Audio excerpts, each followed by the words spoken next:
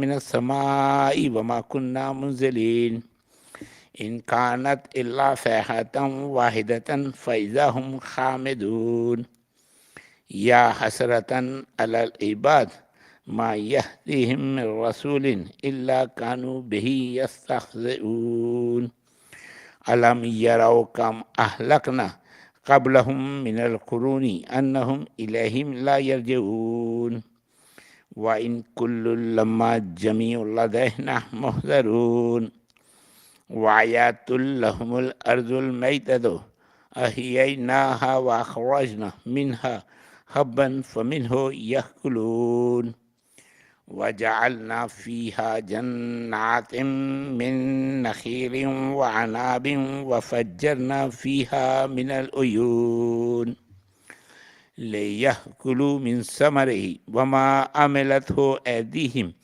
أفلا يشكرون سبحان الذي خلق الأزواج كلها مما تنبت الأرض ومن أنفسهم ومما لا يعلمون وآيات لهم الليل نسلخ منه النهار فإذا هم مظلمون والشمس تجري لمستقر لها ذلك تقدير العزيز العليم والقمر قدرناه منازل حتى عاد كالأرجون القديم لا الشمس ينبغي لها أن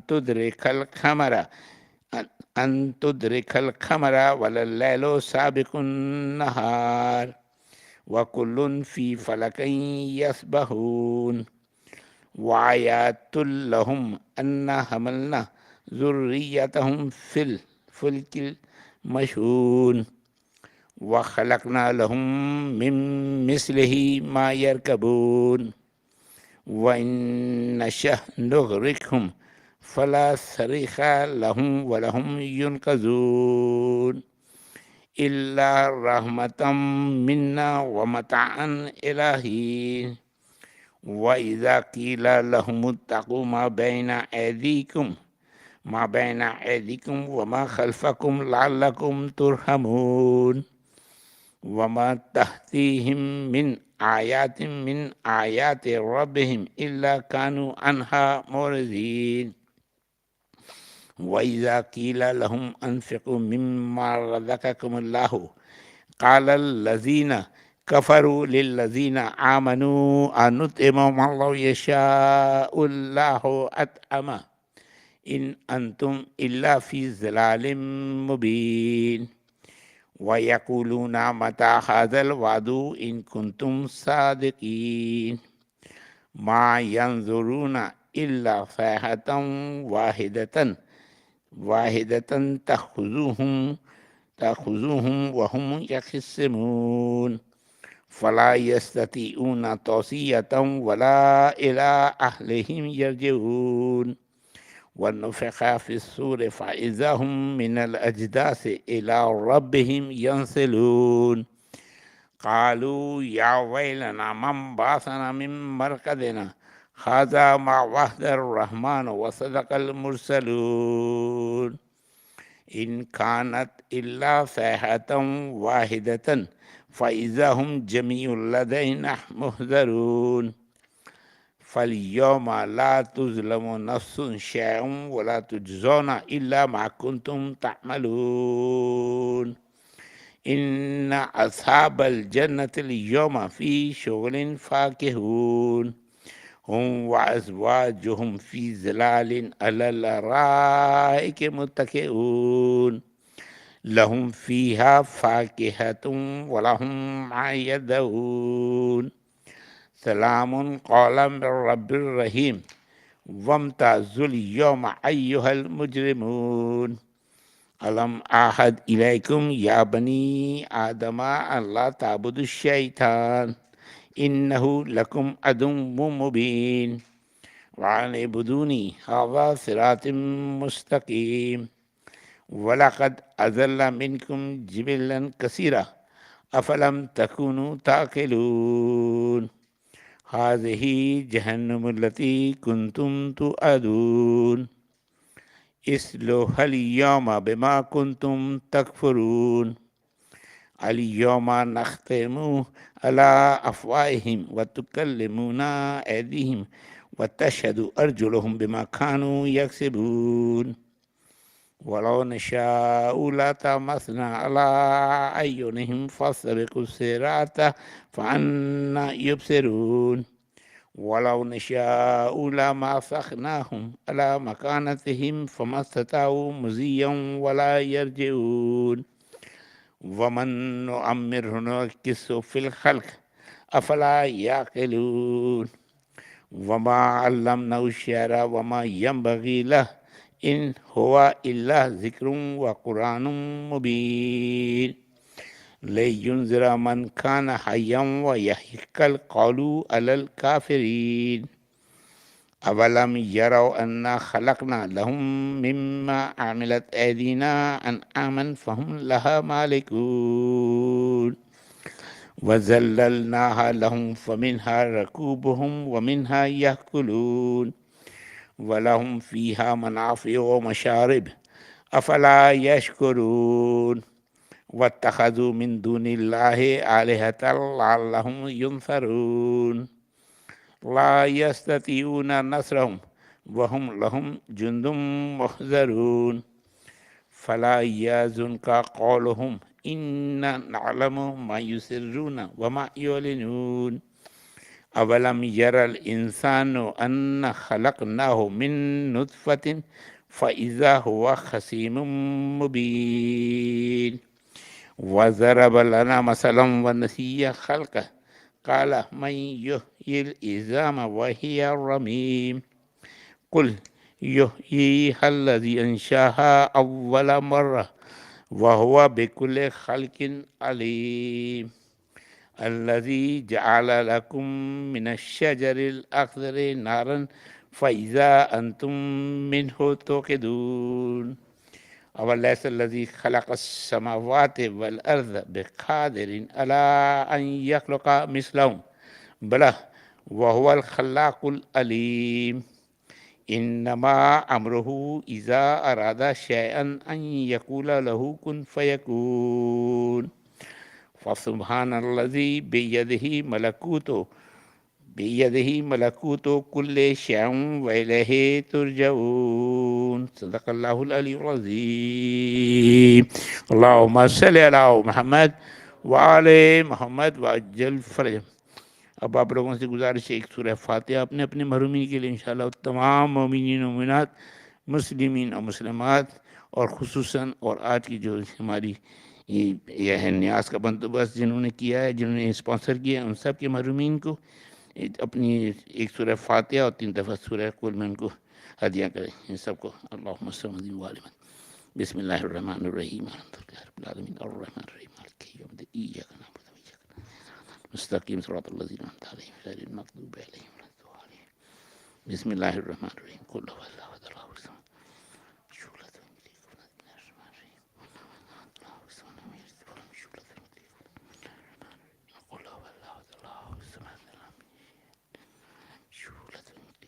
اللهم صل على وآل محمد وعجل فرجهم.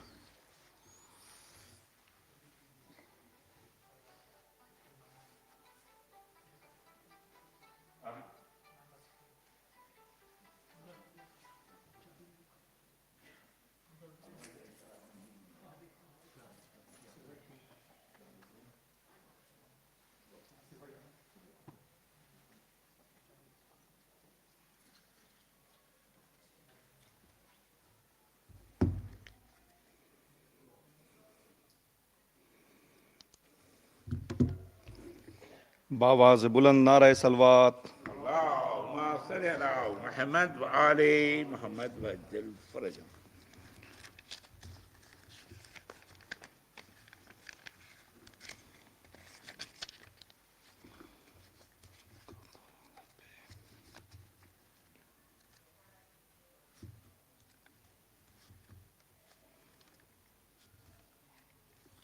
پھر بھی باواز بلند صلوات.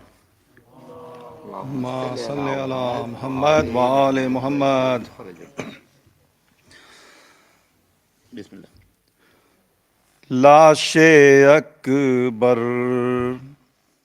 اٹھا رہے ہیں حسین، لاش اکبر اٹھا رہے ہیں حسین، لاش اکبر اٹھا رہے ہیں حسین، دل کی قوت دکھا رہے ہیں حسین، لاش اکبر اٹھا رہے ہیں حسین، دل کی راہوں میں آنسوؤں کے چراغ، دل کی راہوں میں آنسوؤں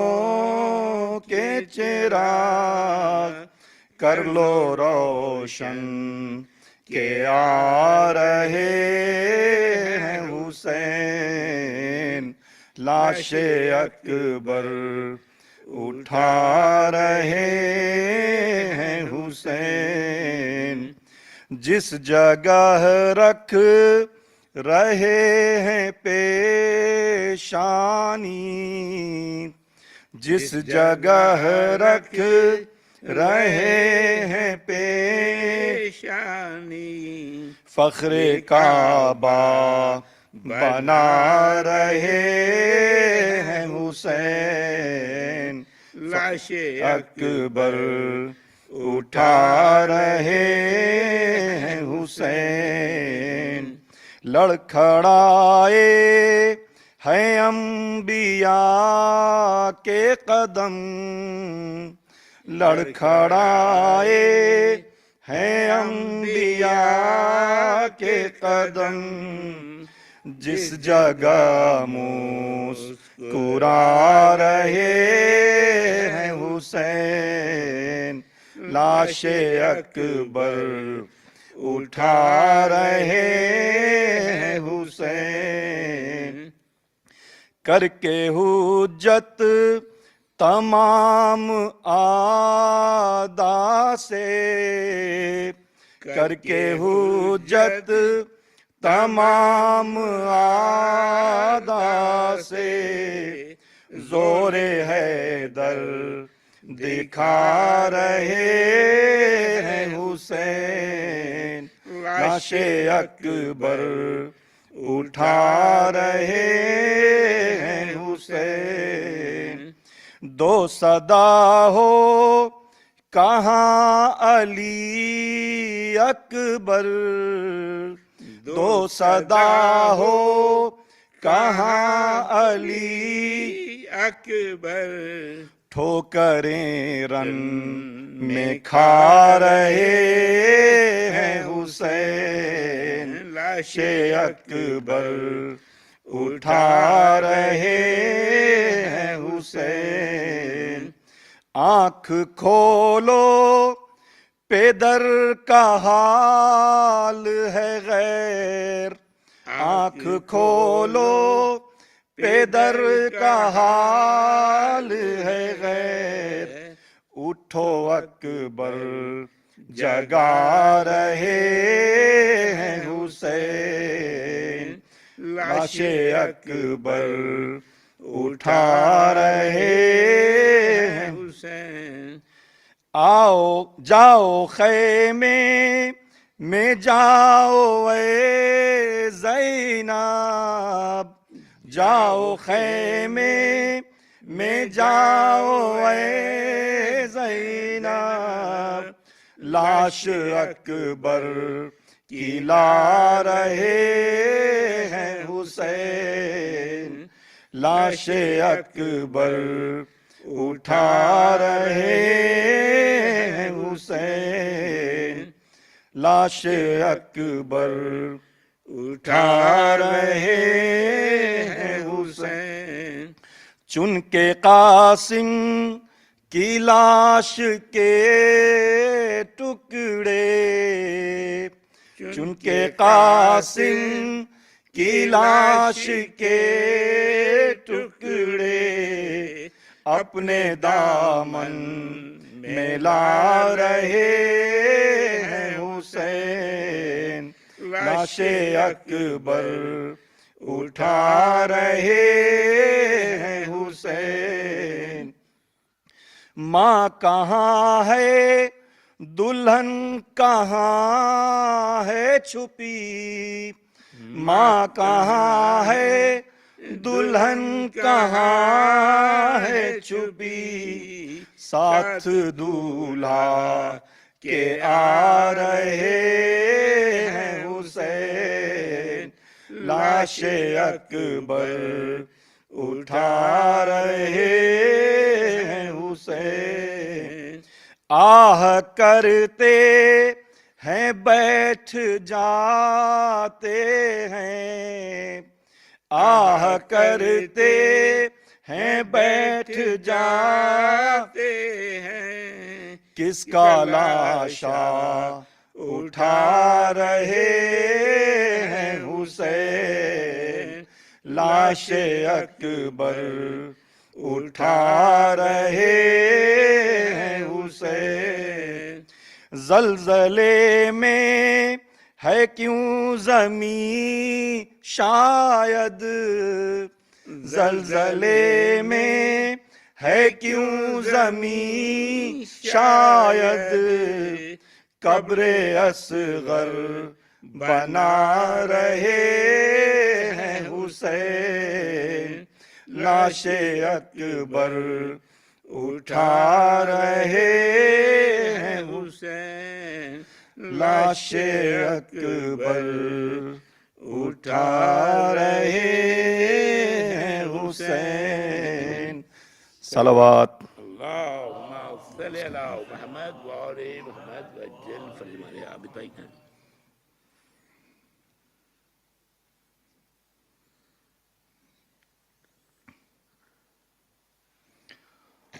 اب میں آواز دوں گا سید محمد ابراہیم بھائی کو کہ وہ پیش کلام ہو جائیں۔ ان کی آمد کے لیے ہیں ادھر موجود؟ ان کی ماشاء اللہ، آ جائیں آ جائیں۔ ان کی آمد کے لیے ایک باواز بلند نعرہ صلوات۔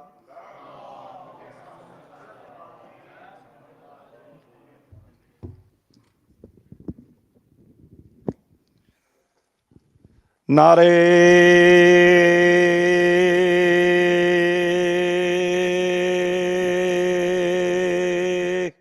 حیدری، حیدری، حیدری، باواز بلند نعرہ صلوات۔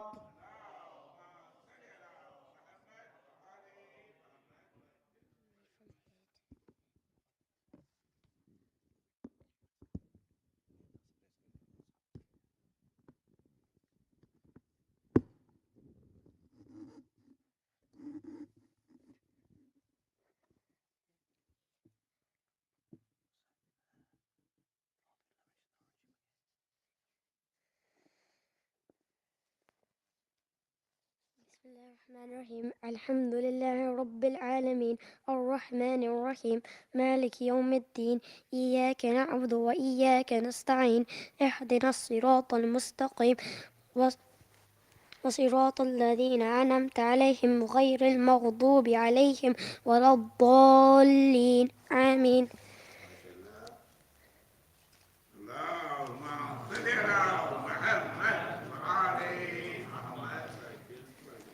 بسم الله الرحمن الرحيم.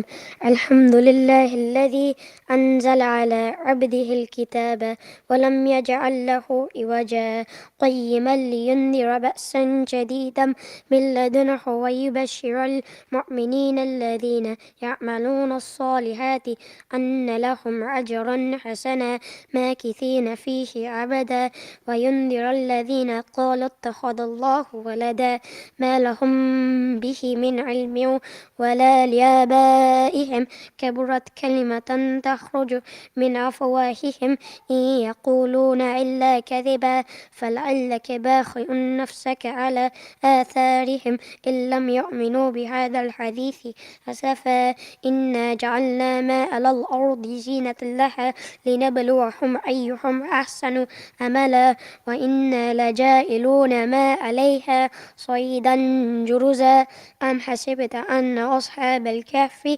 والرقيم كانوا من آياتنا عجبا إذ أوى الفتية إلى الكهف فقالوا ربنا آتنا من لدنك رحمة وهيئ لنا من أمرنا رشدا فضربنا على آذانهم في الكهف سنين عددا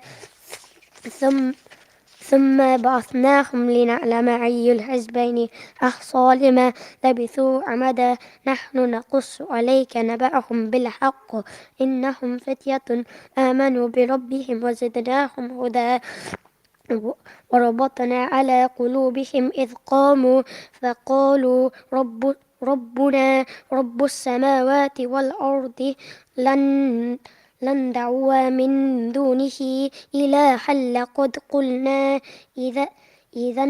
إذا شططا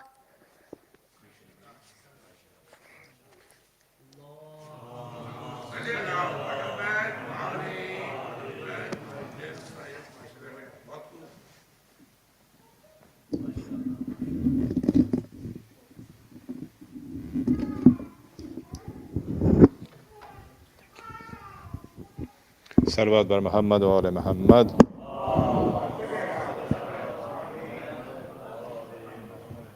Bar digar bulantar salawat. One second.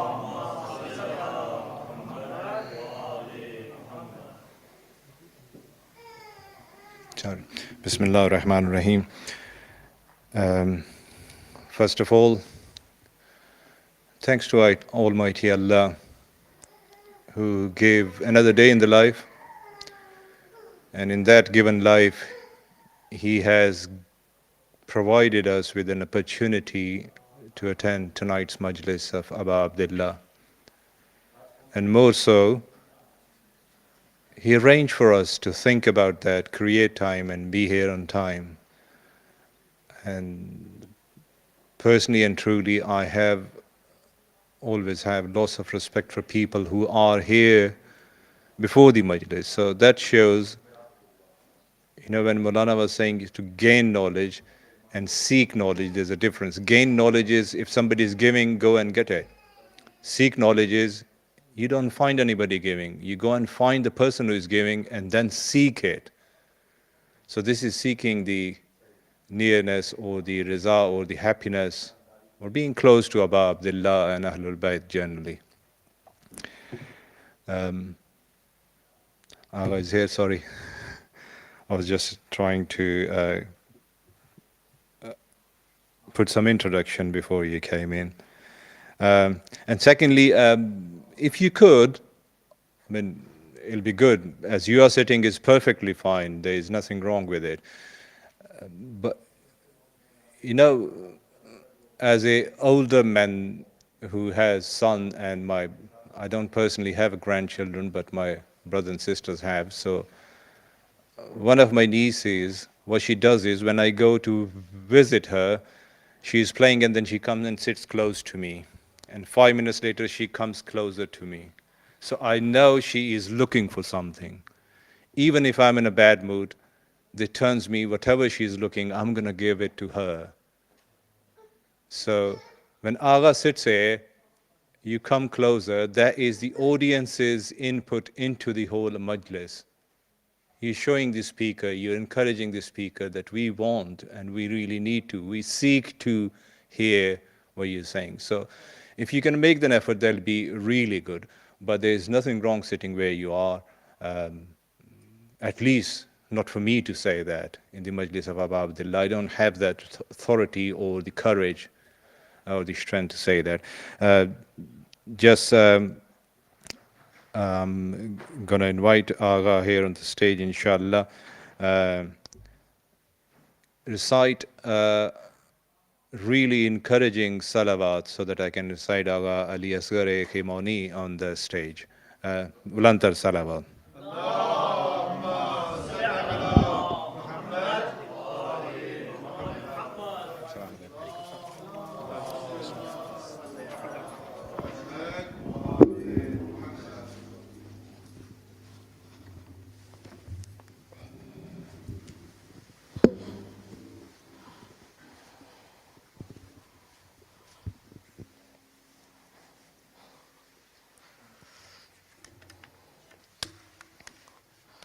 سورة المباركة الفاتحة. بسم الله الرحمن الرحيم. الحمد لله رب العالمين الرحمن الرحيم مالك يوم الدين إياك نعبد وإياك نستعين اهدنا الصراط المستقيم صراط الذين أنعمت عليهم غير المغضوب عليهم ولا الضالين اللهم صل على محمد وعجل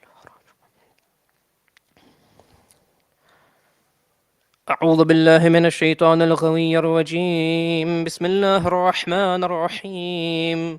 لا حول ولا قوة إلا بالله العلي العظيم. حسبنا الله ونعم الوكيل، نعم المولى ونعم النصير.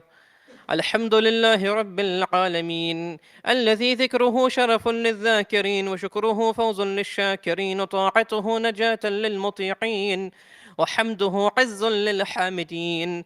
ثم الصلاة والسلام والتحية والإكرام على أشرف الأنبياء وسيد المرسلين وخاتم النبيين وحبيب إله العالمين، سيدنا ونبينا وحبيب قلوبنا وشفيع ذنوبنا وطبيب نفوسنا، الرسول الأمجد المحمود الأحمد، رحمة للعالمين، أبي القاسم المصطفى محمد. اللهم صل على محمد وآل محمد وعلى تمام عدة المرسلين وعلى آله الطيبين الطاهرين المعصومين وأصحابه المنتجبين، لا سيما بقية الله في الأرضين وحجته على الخلائق أجمعين، سيدنا ومولانا وإمام زماننا الحجة المنتظر المهدي عجل الله تعالى فرجه الشريف. اللهم صل على محمد وآل محمد. الحمد لله الذي هدانا لهذا وما كنا لنهتدي لولا أن هدانا الله. صلى الله عليك يا مولاي يا أبا عبد الله، صلى الله عليك يا ابن رسول الله، يا غريب ويا مظلوم كربلاء. السلام على من جعل الله الشفاء في تربته، السلام على من الإجابة تحت قبته، السلام على ساكن كربلاء. فيا ليتنا كنا معكم سيدي فنفوز فوزا عظيما. أما بعد، فقد قال الله سبحانه وتعالى في كتابه الكريم وقرآنه المجيد وقوله الحق: أعوذ بالله من الشيطان الرجيم، بسم الله الرحمن الرحيم. ألف لام ميم. ذلك الكتاب لا ريب فيه هدى للمتقين الذين يؤمنون بالغيب ويقيمون الصلاة ومما رزقناهم ينفقون. آمنا بالله وصدق الله العلي العظيم. اللهم صل على محمد وآل محمد وعجل فرجهم. Respected elders, brothers and sisters, Assalamu alaikum jami'an wa rahmatullahi wa barakatuh. We've been discussing the foundational topic of the purpose in life, and we moved on to understanding the Holy Quran and looking at the Quranic journey of Abi Abdullah al-Hussein salawatullahi wa salamuhu alayh.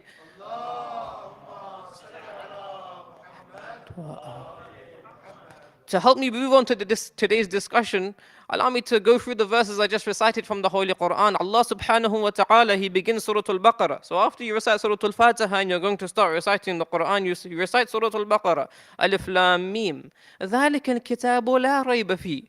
Allah starts this Quran by beginning with the three huruf muqatta'at, and then He says, this is a book. There is no doubt in it. هُدًى لِلْمُتَّقِينَ. It is a guidance for those who are muttaqeen, for those who have taqwa and piety. Then Allah subhanahu wa ta'ala goes on to define who are those people who are muttaqeen. Now, if we say that the Quran is our manual for life, and in order to fulfill our purpose in life, we need the Quran. Allah Azza wa Jal here is telling us that the Quran will guide specifically those who are muttaqeen. And then Allah wants to define who are the muttaqeen, meaning who are these people that can gain from the Quran, who can gain guidance from the Holy Quran. And it's interesting, the first thing Allah subhanahu wa ta'ala does to describe the muttaqeen is what? الَّذِينَ يُؤْمِنُونَ بِالْغَيْبِ. Those who believe in the unseen. Subhanallah. Allah subhanahu wa ta'ala, the first description of somebody who has taqwa, the first description of somebody who can gain guidance from the Holy Quran, the first description of somebody who is cautious of his duty towards Allah is somebody who believes in the unseen world. This is interesting and something to point of note to point. Because when we think about this, we recognize what is going wrong with the Western world and what is going right with the Islamic world. The Western world completely rejects that which is unseen, that which you cannot see with your eye, that which you cannot see through experiments in the scientific labs. They reject it.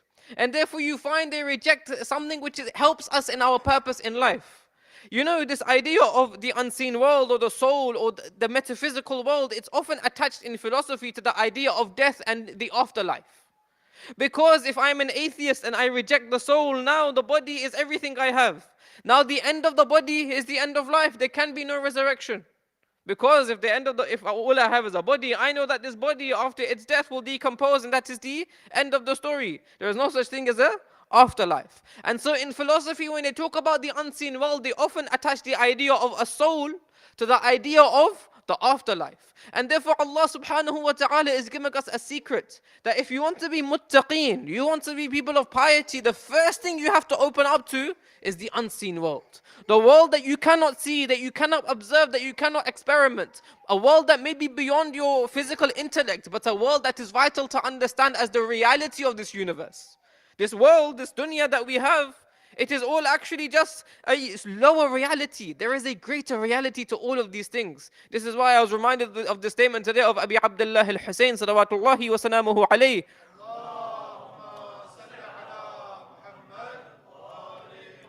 Where he says that it is as if this dunya never really existed and all that we could ever see was the akhirah. It's as if the dunya was never really here. All there was the akhirah.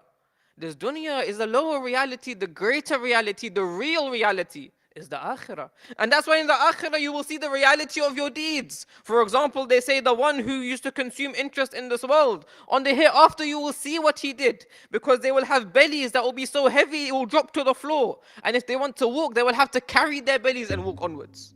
And etc., etc. You will see descriptions of these things because everything in this world has a reality in that world. And that is the true reality. This is just one thing. That's why Allah Azza wa Jal, He says, إِنَّ الَّذِينَ يَأْكُلُونَ أَمْوَالَ الْيَتَامَى ظُلْمًا. Those who take the wealth of orphans unjustly, إِنَّمَا يَأْكُلُونَ فِي بُطُونِهِمْ نَارًا. Surely they eat fire within their stomachs.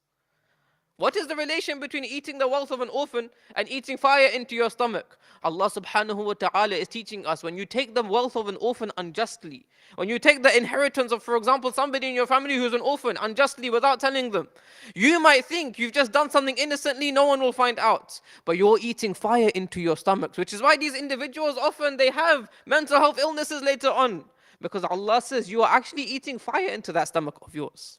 And so here we recognize Allah subhanahu wa ta'ala is saying the first thing you need to open yourself to is the unseen world. Today we want to talk about the soul and the concept of death. And we want to understand how the atheists view these things, how we view these things, and how we can use this understanding to enlighten our lives. If I have your permission, please recite salawat ala Muhammad wa ali Muhammad.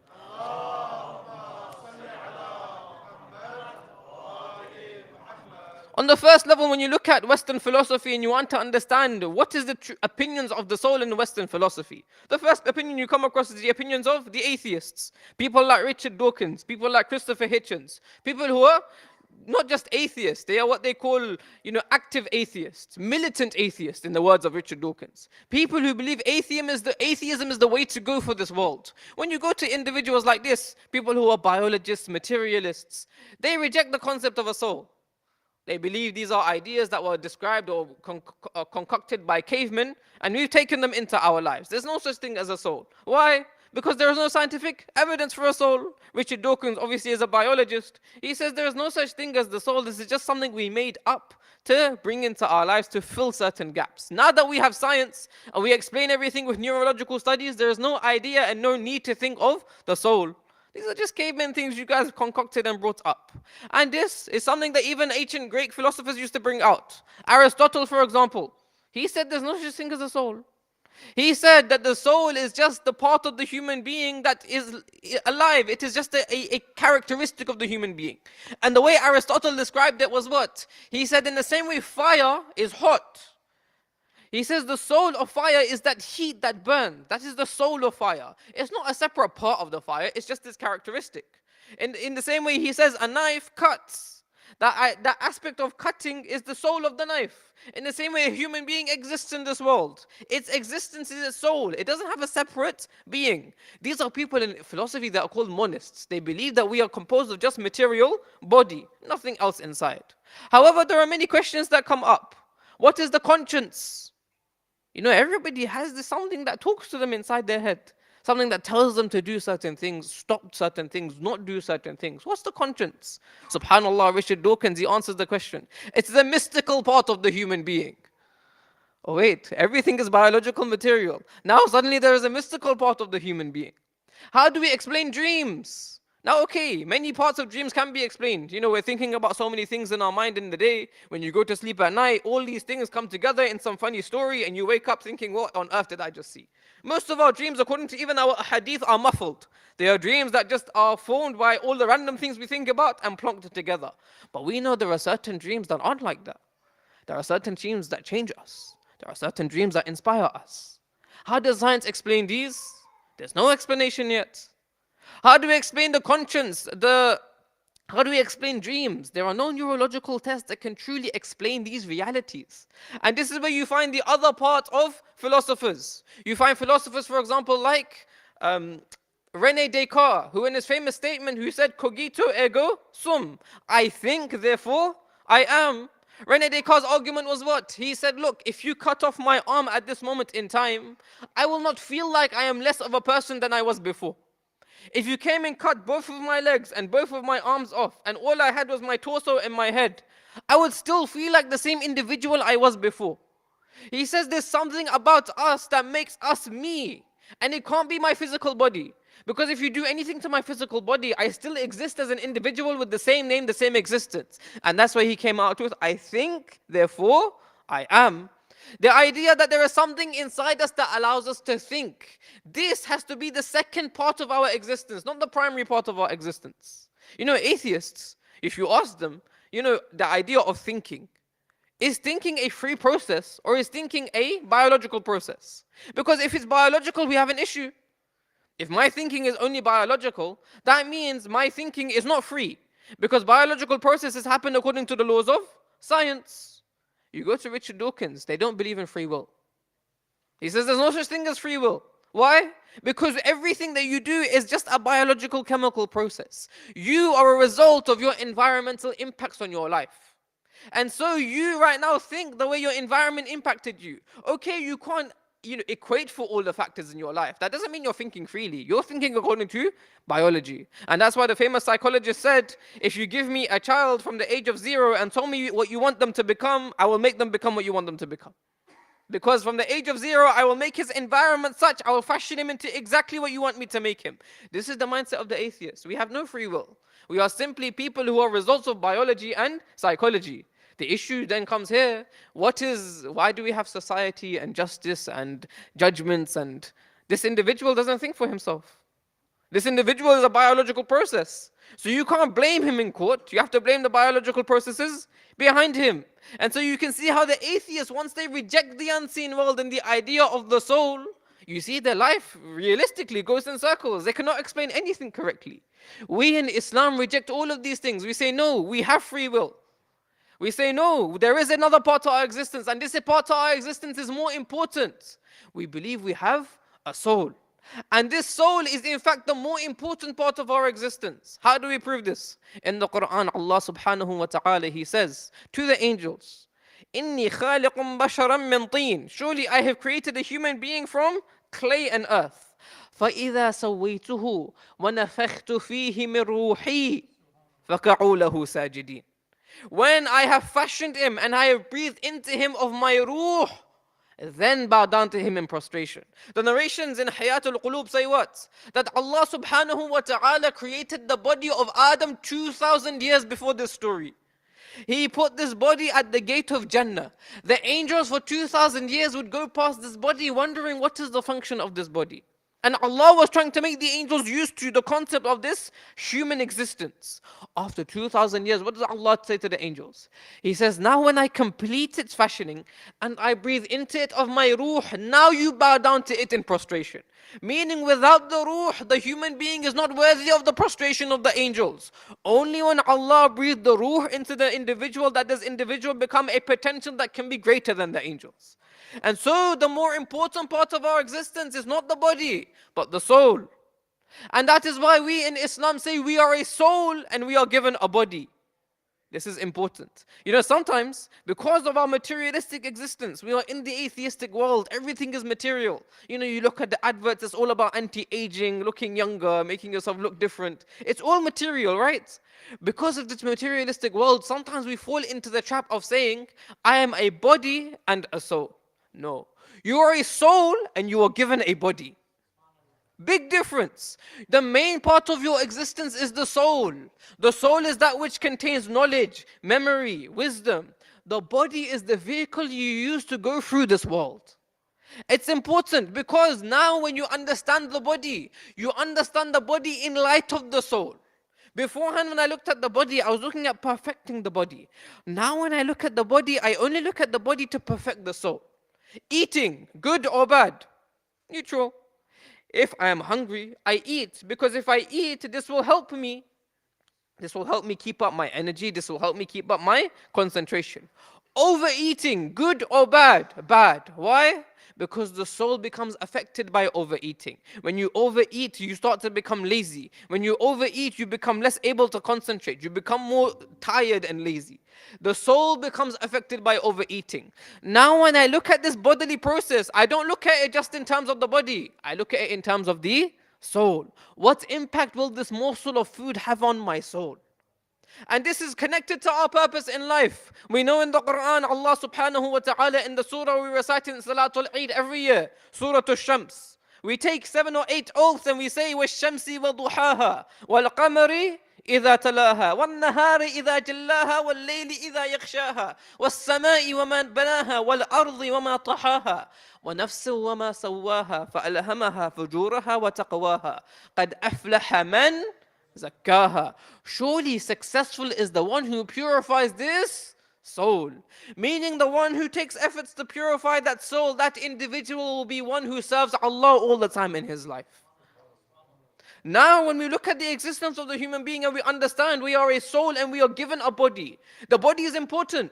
And we know it's important. To maybe make this clear, allow me to give you this hadith of Rasulullah sallallahu alayhi wa alihi wa sallam.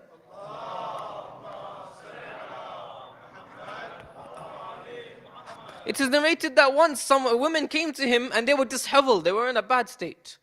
Rasulullah said, why are you like this? Why do you look like this? They said, we've come to you to complain, Ya Rasulullah. Because of your teachings and the way you worship, our husbands do not look at us anymore. All they do is fast all day long and worship all night long. They don't even pay any attention to us. So we have no reason to look good. The narration says Rasulullah, without even putting his slippers on, he left the house to go to the house of these companions. He went to the house of one of them by the name of Uthman and he said, oh Uthman, what is this I hear from your wife? That they do not look good for you anymore because you are not interested. You are fasting all day and praying all night. He said, Ya Rasulullah, when we see you like this. And so we took this and we thought that we should also live a life full of worship. Rasulullah said to him, oh Uthman, know that I have relationship with my wife. Know that I use perfume and know that I eat meat. And no one is more spiritual than Rasulullah sallallahu alayhi wa alihi wa sallam.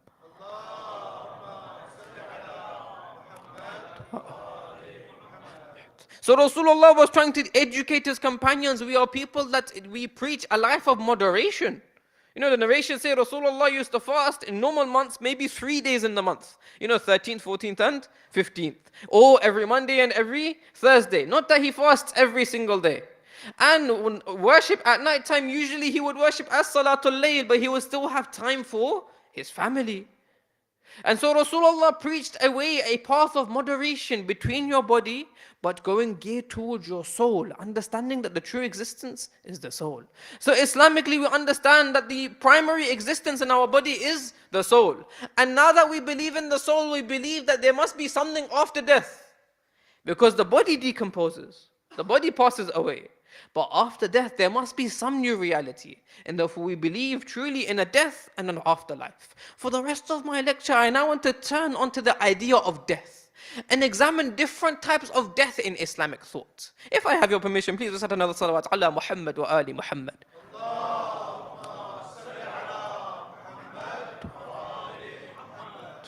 So now that we've understood we have a soul and we have a body, and you see in the narrations that we have this part of ourself which commands us towards evil. In the Quran, Allah subhanahu wa ta'ala in Surah Yusuf, Surah 12, verse 53, He says, إِنَّ النَّفْسَ لَأَمَّارَةٌ بِالسُّوءِ إِلَّا مَا رَحِمَ رَبِّي. Surely the nafs commands towards evil, except that which my Lord has mercy on me on. And so we know there's three parts to our existence. There is a body, there is a ruh, a soul, a divine part of ourselves that turns us towards Allah subhanahu wa ta'ala. This divine breath that Allah breathed into us at our birth. And there is this nafs, or we can maybe describe as nafs al-ammara, the base self, the animalistic self, the ego, that which takes us towards our desires. We have these three parts of our existence. Now when we look in Islamic thought, we see there are different types of death in Islamic literature. Number one, we see that there is the death of the body, the death that we all accept. The death that even the Westerners know is a reality in life. In the famous words of, I believe, Abraham Lincoln, there are two certainties in life. One is tax and the other is death. We all know that we are going to pass away one day. Islamically, where you see that death is described for us so that we can be wary and cautious of it. You find in a beautiful sermon in Nahj al-Balagha, Amir al-Mu'mineen salawatullahi wa salamuhu alayhi,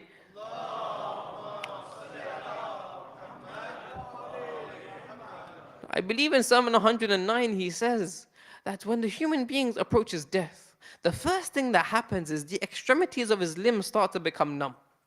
He starts to lose sensation in the extremities of his limbs. So his fingers, his toes.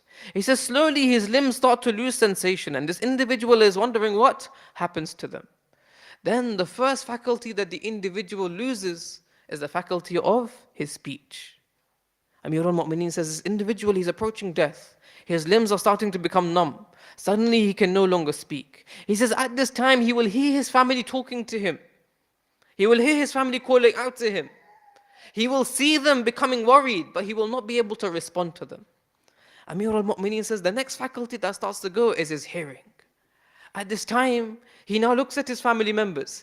He sees their mouths moving, but he can no longer hear what they're saying. At this point in time, Amir al-Mu'mineen says the individual will now understand that death is close. Beforehand, he was wondering what's happening. Now death is close. And Amir al-Mu'mineen says at this point in time, his hearing is gone. He can no longer speak. His extremities are numb. At this point in time, he will start to regret the time he wasted in this life. He will start to think back to all the wealth that he did not give to the orphans and the needy in this life. He will start to think through his life and what was happening in his life and what he could have done better in his life. And he will start to regret those moments. Then slowly, Amir al-Mu'mineen says, he will start to lose the faculty of his eyesight until slowly but surely his breath fades away and the ruh is taken out of the body. You find this is the process of death in the Islamic thought according to Amir al-Mu'mineen. According to Islam, this process of the spirit coming out of the body is also a incredible story. You find Rasulullah sallallahu alayhi wa alihi wa sallam.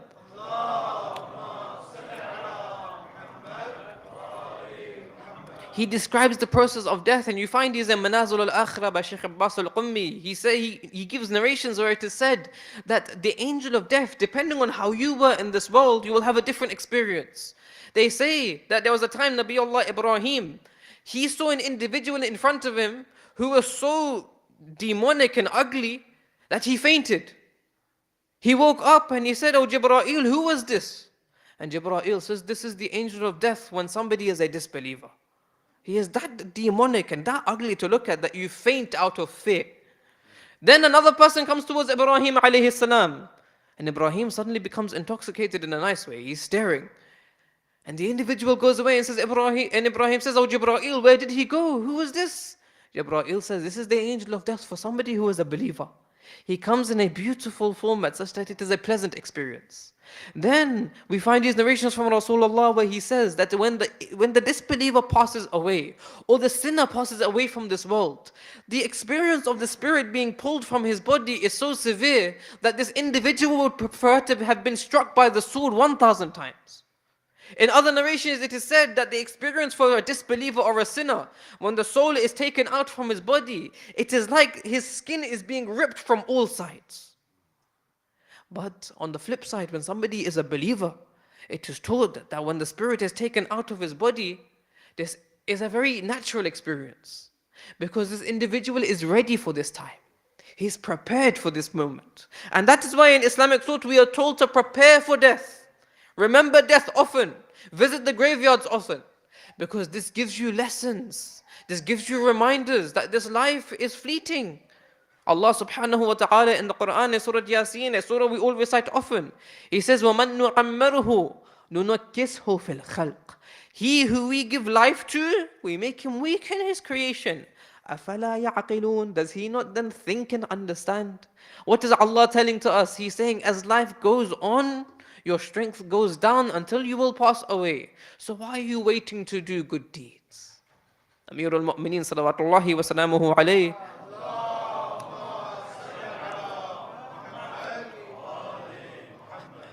In Nahj al-Balagha, he says, what are the individuals waiting for?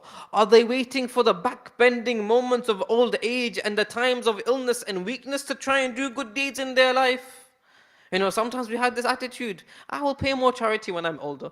I will go on Hajj when I'm older and I'm more, I've lived my life, I've been happy.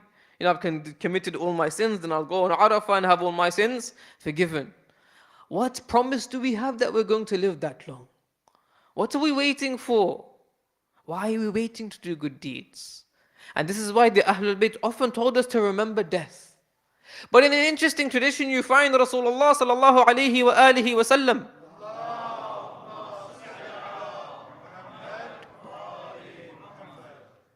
He says that the remembrance of death gives life to the living. The remembrance of death gives life to those who are living. Wait, I thought I'm already alive. What do you mean by give life to me? In the Quran, Allah subhanahu wa ta'ala in Surah Al-Anfal, Surah 8, verse 24, He says, يَا أَيُّهَا الَّذِينَ آمَنُوا اسْتَجِيبُوا لِلَّهِ وَالرَّسُولِ إِذَا دَعَاكُمْ لِمَا يُحْيِيكُمْ. O you who believe, answer the call of the Prophet when he calls you to that which will give you life. O you who believe, O you who claim to have belief, O you who are alive already, answer the call of the Prophet when he brings you to something that gives you life. I thought I'm already alive. What life are we talking about here? Hey, on the flip side, we find a tradition from Amir al-Mu'mineen salawatullahi wa salamuhu alayhi.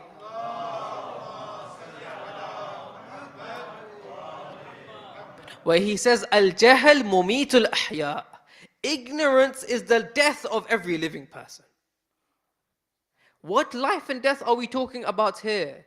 This is the life and death of the ruh inside us. Allah in the Quran describes these individuals often. He talks about those individuals who spiritually, their ruh is dead.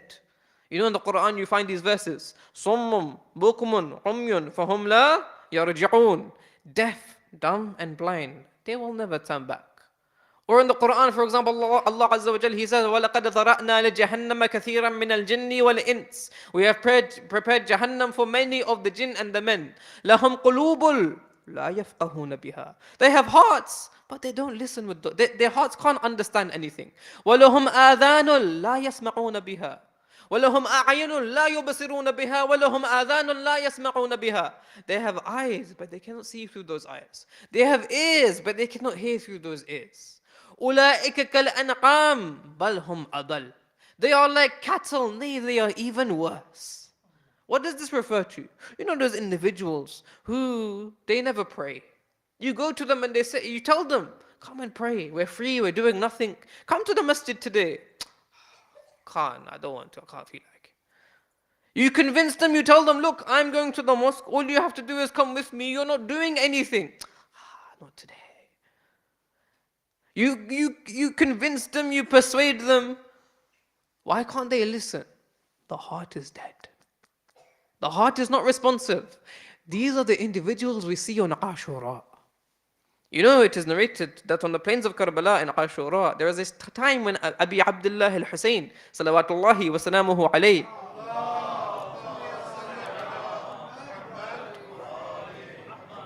he comes out to the enemy and he says, am I not the son of your prophet? Now think about this. You spend your whole day saying, Ashhadu anna Muhammadan Rasulullah, in your adhan, in your iqamah, in your salat. And we know that the enemies on Ashura also prayed. So you spend your whole day doing adhan, iqaman, and you're saying, Ashhadu anna Muhammadan Rasulullah. You're sending salawat upon the Holy Prophet. His grandson stands in front of you and said, am I not the grandson of your Prophet? Am I not the son of Sayyidatul Nisa al-Alameen? Is my uncle not Hamza, Sayyid al-Shuhada, the one who was martyred in Uhud? Is my uncle not Ja'far al-Tayyar, the one who flies with wings in heaven? Then he says, am I not Sayyid Shababi Ahl al-Jannah? Am I not the master of the youth of paradise? He says, if you doubt what I say, go and ask the elderly companions. Go and ask Abu Sa'id al-Khudri, Jabir ibn Abdullah al-Ansari, Sa'ad ibn Sa'ad al-Sa'idi. Go and ask these elderly companions, am I not the one about whom Rasulullah said, I am the prince of the youth of paradise? You want to kill me and go to paradise? Think about this statement. Imam al-Hussein is standing in front of individuals that claim to be Muslim, that claim to want to go to heaven. He says, I am the prince of heaven. You want to kill me and go to that heaven? If anyone had any right mind, an iota of intelligence or an iota of life in him, surely he would think twice and think, wait a second, this is the grandson of my prophet. And it's not like this is years after Rasulullah. 50 years after Rasulullah passed away. And the ummah of Rasulullah are standing in front of the grandson of Rasulullah, ready to kill him and butcher him in front of everybody. Why? How? They're dead. This is the second type of death in Islamic thought. The death of the ruh. The heart is dead. They can't hear anything. They have hearts, but they can't understand. They have eyes inside them, but they can't see. They have spiritual ears, but they can't hear. The grandson of the Prophet is in front of them. Even the Christian man, you know, you hear in the Muqatil afterwards that they're on their way towards Sham and they've kept the head in the courtyard, the severed head of Abi Abdullah. A Christian man, he sees the head of Abi Abdullah shining and he says to them, whose head is this? At first they said, this is just one of the rebels against the Caliph. And he said, no, this must be some different individual. They said to him, this is the grandson of the Prophet. And this Christian man says, woe be unto you.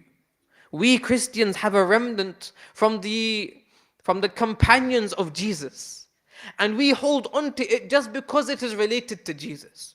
You killed the grandson of your prophet? Look at how dead these individuals were. This is the death of the heart. Or what we call in the narrations, qaswatul qalb, the hardness of the heart. And so we have to be wary our hearts don't pass away and die. How can we make sure our hearts don't die? How can we make sure our hearts stay alive? You find there's a beautiful passage to Abi Hamza al-Thumali by Imam al-Sajjad salawatullahi wa salamuhu alayhi.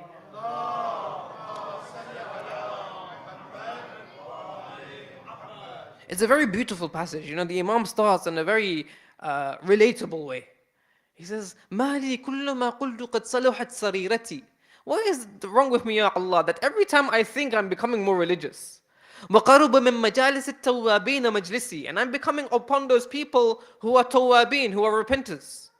عَرَضَتْ لِي بَلِيَّةٌ أَزَالَتْ قَدَمِي. Something happens that I slip. I miss a Fajr prayer, or I make a mistake, or I swear, I do something wrong. وَحَالَتْ بَيْنِي وَبَيْنَ خِدْمَتِكَ, and it stops me from coming towards your obedience. Then the Imam carries on and he says, مَالِي كُلَّمَا, whenever I stand to prayer, laziness comes upon me. What does that happen? What is the matter with me, Ya Allah? Why do I become lazy whenever it comes to salat? Then the Imam gives these options. He says, perhaps it's one of these things. And he says, maybe, Ya Allah, لَعَلَّكَ رَأَيْتَنِي مُسْتَخِفًا بِحَقِّكَ فَأَقَسَيْتَنِي. Perhaps you've seen me belittling your rights upon me, and so you have distanced me from you. Remember, I spoke yesterday about those who the time of Salat comes, they're sitting at home doing nothing, but they can't be bothered to pray. The right of Allah is little in their eyes. They're belittling the right of Allah. The Imam says, perhaps you're belittling the right of Allah, so Allah has distanced you. أو لعلك رأيتني في مجالس البطالين فبيني وبينهم خليتني. Or perhaps, Ya Allah, you see me frequenting the majalis, the sitting place of people who are vain. And so between me and between them, you have made a relationship. I am among those who are vainly speaking. You know, we said Rasulullah, when he was sitting among people who were kuffar, they would see him doing istighfar. Why? To protect his soul from their effects. When we sit with people often who are vain, who talk about this dunya, who talk about things which don't really matter, when we sit too much with them, this takes us away from Allah subhanahu wa ta'ala. This causes the death of the heart. Particularly in the narrations, we are also told those who sit in the sitting places of music, their hearts start to become dead. You know, I said on the first day, and I was going to expand on this, that our children, we need to make sure, be very wary over who their friends are. And we need to be very wary of who our friends are. And wherever I go, I always explain this difference. We have acquaintances and we have friends. We're not saying in school you should be mean to some people and nice with other people. Or you should be, ignore some people and be nice to other people. No. Acquaintances, you should know everybody, you should be generally nice with everybody. But your friends are those who after school you go and you chill with. Those who you go out to dinner with. Those who you go and play football with. They should be people of righteousness. Because these are the people that will impact you. How many times have you seen your children, they're hanging with a certain group of people, suddenly they start talking like them, they listen to what they listen to, they act like they act. If their friends are bopping, they'll bop. If their friends are listening to music, they'll listen to music. If their friends use a certain word, they'll use a certain word. If their friends, for example, buy a PlayStation, they'll come to you and say, I want a PlayStation. They act exactly how their friend circle acts. And that is why I say, wherever I go, your friend circle should be a friend circle of wilayah. Your friend circle should be within the mosque, the masjid, the Imam Barga. Your friends should be friends based on wilayah and the love of Imam al-Hussein salawatullahi wa salamuhu alayhi.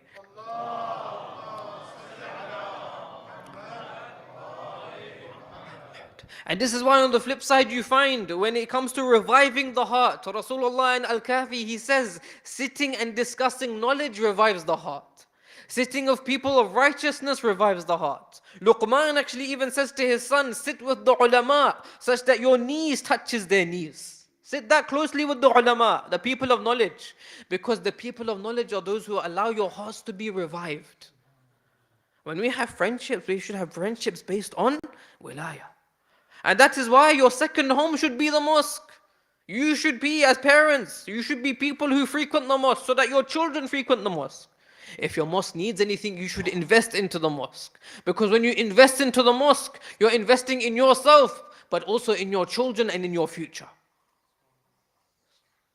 You know, every night they're announcing that they have this target to reach for some works that you have done in the mosque. By the end of Muharram, this should be complete. You should all be contributing.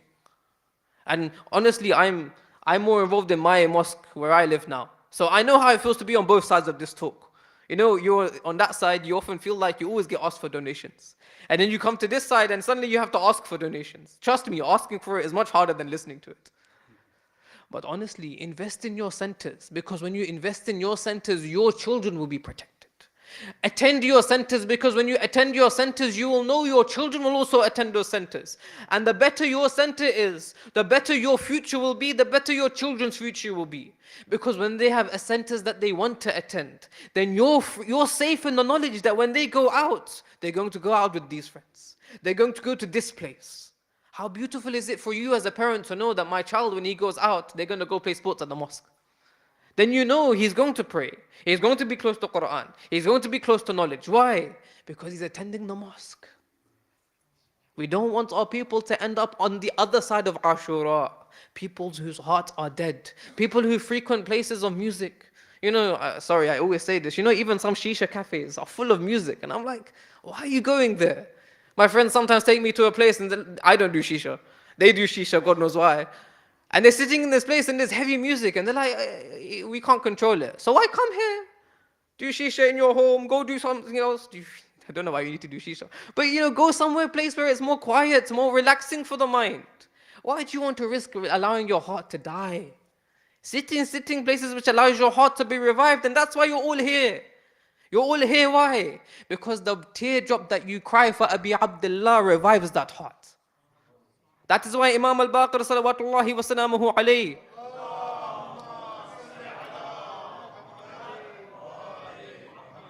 he says that the teardrop, the size of a mosquito wing for the love of Abi Abdullah builds for you palaces in Jannah. How can one teardrop build for you a palace in Jannah? Because of the potential of that teardrop. That one teardrop sometimes opens up that heart which is rusted over, and suddenly brings about a transformation in an individual. That transformation allows him to earn a palace in Jannah. This is how we understand the narrations. You get narrations that say the thawab of this is X, the thawab of this is Y, the thawab of this is Z. Sometimes one action is worth 5 years of worship. Some actions are worth 10 years. It's because of the potential of that action. When Imam al-Baqir says one teardrop the size of a mosquito wing for Abi Abdullah can build you a palace in Jannah, because the potential of crying for Abi Abdullah is so great, it opens the heart and opens up a new transformation in that heart. That is why we come to the mosque in Muharram, to revive that heart and make sure that heart is no longer dead. Of course, when it comes to reviving the hearts, we have a famous tradition from Rasulullah sallallahu alaihi wa alihi wa sallam.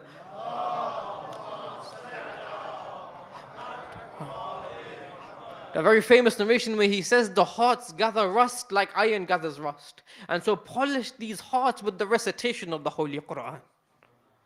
Polish the hearts, allow them to become polished with the recitation of the Quran. And of course the frequent remembrance of Allah subhanahu wa ta'ala, the frequent dhikr allows your heart to stay alive. And so if we don't want our ruh to die, our soul to die within us, that divine nature of us, if we want our hearts to stay alive, we need to make sure we take these practical steps. Because with these hearts being alive, we will have a chance to be alongside the Imam of our time. Otherwise, the Imam will call out to us. And as Allah says in the Quran, Surah 2 verse 6, إِنَّ الَّذِينَ كَفَرُوا سَوَاءٌ عَلَيْهِمْ أَأَنذَرْتُهُمْ أَمْ لَمْ تُنذِرْهُمْ لَا يُؤْمِنُونَ. The people who disbelieve, there are people who, if you guide them or you don't guide them, it makes no difference. They will never believe. People whose hearts are dead, they are like this. You can guide them all you want, you can shout at them. They'll never listen. We can't be people like this. Make sure your heart stays alive. The final idea of death in Islamic thought is an interesting one. And it relates to the death of what we call the nafs, or the ego. Or sometimes what the ulama call the suppression of the ego. Here we discussed there are 3 parts of the individual. 2 main ones, the body, the jism. And we discussed the death of the jism, how we should remember it often to give life to our heart or our ruh. And we need to preserve this ruhani nature of the individual. We then have this third aspect of the individual, the nafs, the animalistic self, the ego. That which calls towards itself, that which wants its desires to be fulfilled. And the life we live in right now, the society we live in, they are people who basically only feed the ego. They feed their desires and their material desires and wishes. They believe in something called material freedom. Do what you want as long as you don't harm anybody else. Drink what you want.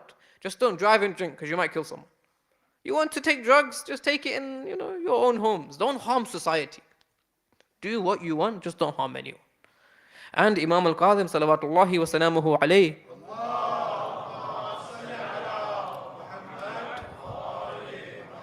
he says that the desires of this world, the dunya, is like seawater. The more you drink, the more you want to drink, until eventually that kills you. As you know, seawater is full of salt. So when you drink it, you become more thirsty, until you drink it too much and the salt kills you inside. He says the dunya, the desires of the dunya are like this. The greed that comes with wanting the dunya and wanting more is like this. That's a vicious cycle of negativity. You continuously want more and you'll never fill that container of greed. And so the dunya will constantly call you towards it. That nafs, that animalistic self will constantly call you towards the desires. And you'll feel it at times as well. You'll want it. You'll want to feed those desires. The third idea of death in Islamic thought is the death of that soul. And this is where you find the famous statement attributed to Rasulullah, where he says, Mutu qabla an tamutu. Die before you die. Or we find in the tradition again attributed to Rasulullah sallallahu alayhi wa alihi wa sallam,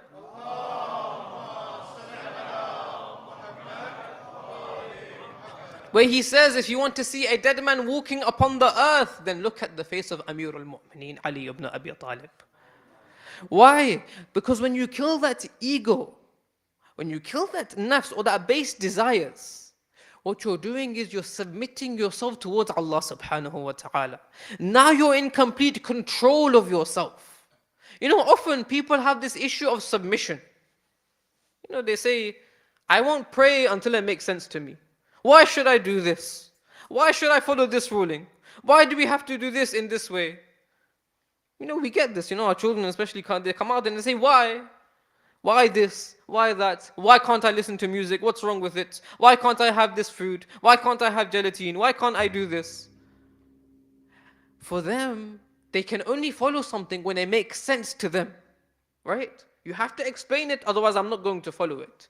This is giving into your nafs. Because now you're not obeying Allah subhanahu wa ta'ala. You're obeying yourself. Only when something makes sense to me, I will do it. That means you're the God. Because only when you feel it is right, you will do it. Whereas we submit to Allah, whose wisdom is above our wisdom. Therefore, if Allah says something, I submit, even if I don't understand it. Because I recognize His wisdom is always going to be higher than my wisdom. When you submit and say, I will only do it if it makes sense to me, then you're the God. If you say, I'll pray when I feel like it, then you're the God. If you say, I'll do something if I want to do it, the problem is what? The I. I want to do it. That's why the Urafat say, the journey to Allah is simple. It's 2 steps. 1 step on your ego, and the next step towards Allah subhanahu wa ta'ala.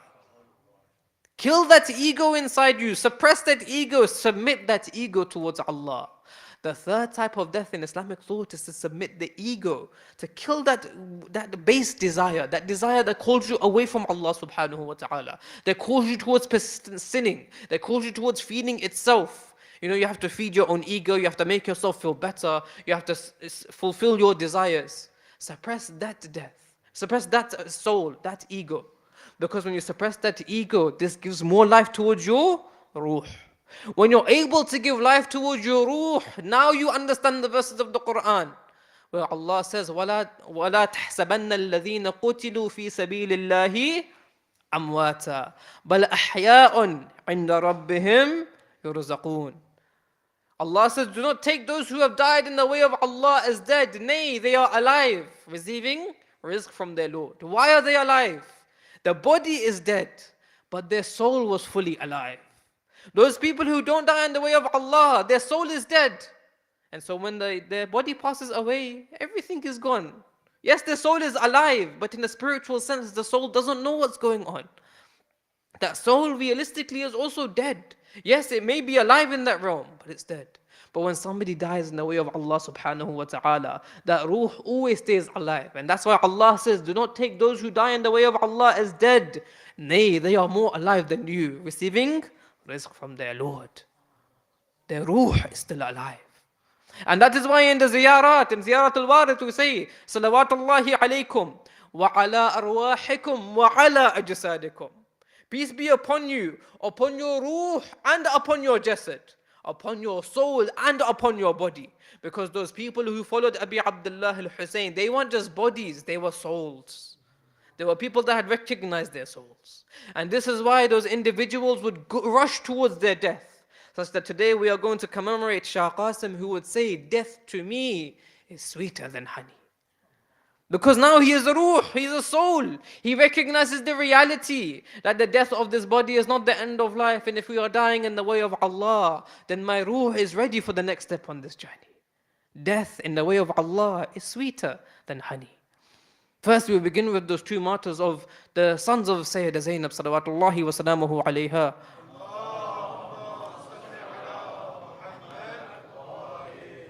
Some traditions narrate that Abdullah ibn Ja'far could not follow Abi Abdullah on his mission. And some narrations say he advised him not to go towards Kufa, not to take this journey. But Imam al-Hussein said that he must go out of Medina in order to rise to protect the message of Islam. According to some narrations, Abdullah would then say, take my two sons with you so that they can protect you along this journey. Meaning, while Abdullah could not come along this journey, he wanted his two sons to be there to protect Abi Abdullah al-Hussein. And on the day of Ashura, it is narrated that Zainab al-Kubra would come to her two sons and she would say to them, on this day you are going to be a sacrifice on my behalf. And I would be upset if you are going to be alive after Abi Abdullah al-Hussein. You see that on this day, Abi Abdullah al-Hussein, eventually he gives these two sons, these two young boys, permission to go out and fight. The narration said they would go out and fight together. Awan would say to the individual, to the army, he would say, can you not see I am the son of Abu Talib, I am the son of Ja'far, I am the son of one who was given two wings to fly in heaven. He would come and he would attack the army such that the army folk would say, who are these two sons that fight like Ali ibn Abi Talib? Who are these two young boys that are fighting with such valor? The narrations would say they would kill upward of 35 men. Until the time would come, the enemy would surround them from all sides and martyr them both. The narrations say they would go back to Zainab al-Kubra and they would see her in sujood saying, رَبَّنَا تَقَبَّلْ مِنَّا هَذَا الْقُرْبَانِ. Oh Allah, accept this sacrifice on our behalf. The narration says Zainab al-Kubra would not cry specifically for Awn and Muhammad until the time comes on Arba'in when she would come back home towards Medina. After she would come back home towards Medina, she would go into this room. She would see two empty beds and see some toys, and she would then remember Awn and Muhammad at this time. Today we also mark or we remember the martyrdom of Shah Qasim. The narration says after Ali al-Akbar was martyred, Qasim was itching to go for Abi Abdullah. He kept coming to Abi Abdullah al-Hussein and saying, oh my uncle, let me go out and defend you. Abi Abdullah would say, you are the last remnant of my brother Imam al-Hassan. How can I let you go out and fight? Qasim would be kissing the hands and feet of Abi Abdullah saying, oh my uncle, let me fight in your cause. You have let Ali al-Akbar go out and fight, but you have not let me go out and fight. Imam al-Hussein would continuously say no until Qasim would go back to his tent. His mother would see Qasim is crying and she would say, oh Qasim, why are you crying so profusely? Qasim would say, oh my mother, Imam al-Hussein won't let me go out and fight in his cause. His mother would then say, do you remember your father had one day given you a ta'weez? In this ta'weez, he said there will come a day where you will be crying like this unconsolably. On that day, remember this ta'weez I have given you. Qasim takes the ta'weez, he opens it up, he reads the letter of his father Imam al-Hassan, where he says, oh my son, a day will come when my brother will be all alone on the plains of Karbala and he will cry out, Ala hal min nasirin yansuruna, Ala hal min yughithin yughithuna. On that day, oh my son Qasim, make sure you represent me on that day. The narration says Qasim would wipe the tears from his eyes. He would suddenly smile and he would go towards Abi Abdullah. He goes to his uncle and Imam al-Hussein says, oh Qasim, why is it that you're smiling now? Qasim would show him the letter. Imam al-Hussein would read the letter. He would see the handwriting of his brother Imam al-Hassan and he would break down in tears. And he would say to Qasim, oh Qasim, now that it is your father's will to defend me, I cannot stop you from going out to fight. The narrations say Imam al-Hussein would come, he would put the armor of Imam al-Hassan on Qasim. He would give Qasim the amama of Imam al-Hassan. He would give Qasim the sword of Imam al-Hassan. The women of the camp would look at him and they would think they are seeing Imam al-Hassan once more before their eyes. They would come and hug Qasim and say, oh Qasim, have mercy on us. Do you know how difficult this is for us? Qasim would go out to fight and he would fight a valiant battle. The narrations say he would kill over 30 men from the enemy camps until a time comes that his sandal becomes unlaced. The narrations say in Nafs al-Mahmum he goes down to tie the lace of his sandal and at that point in time the enemy came and struck him on the head. Qasim would then fall to the floor. The enemies would call out, surround him and defeat him. At this moment in time when they went to surround Qasim, they're surrounding one individual, one 12-year-old boy. The narrations say they didn't just hit him with swords and daggers, no. The horses started to trample the body of Qasim ibn al-Hassan, such that the narrations say there were two bodies that were trampled on Ashura. One was the body of Imam al-Hussein, the other was the body of Qasim. Qasim would cry out to his uncle, oh my uncle, accept my final salam. The narrations say Imam al-Hussein would rush to the battlefield and he would fight away the enemy. He would see the body of Qasim crushed to pieces and he would say, oh my nephew, who has done this to you? Oh, my nephew, who has done this to you? Life will be dark after this moment. The narration say Imam al-Hussein was emotionally so weak that he could no longer carry the body of Qasim back to the tents, and he would drag the body along the floor back towards the womenfolk. ألا لعنة الله على القوم الظالمين وسيعلم الذين ظلموا آل محمد أي منقلب ينقلبون إنا لله وإنا إليه راجعون. سورة المباركة الفاتحة.